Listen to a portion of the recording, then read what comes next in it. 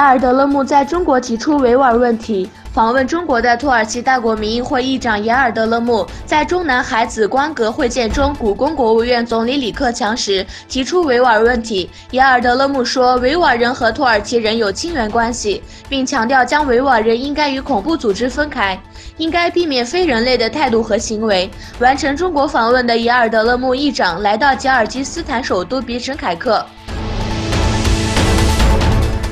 联合国高管要求访问东突厥斯坦。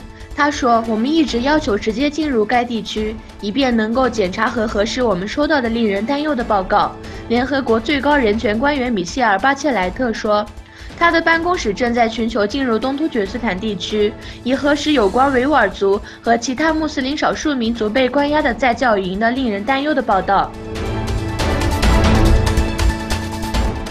吉尔吉斯人抗议中国迫害。在比什凯克聚集的一个团体呼吁联合国采取行动，以应对以中国在教育营名义暗杀维吾尔族、吉尔吉斯族和哥萨克穆斯林的行动。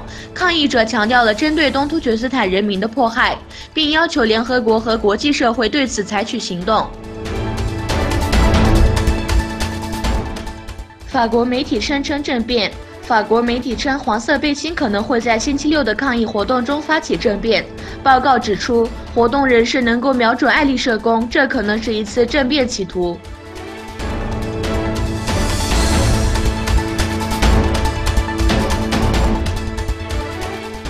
美国强化在黑海的存在性。美国及其盟国宣布在开放天空条约的框架内进行了一次特殊的飞行。该飞行的目的是显示美国对乌克兰和其他国家的支持。美国可能会派遣一艘军舰进入黑海，以回应俄罗斯扣押乌克兰海军这一事。据报道，美国军方已要求国务院通知土耳其，美国一艘军舰可能会开进黑海。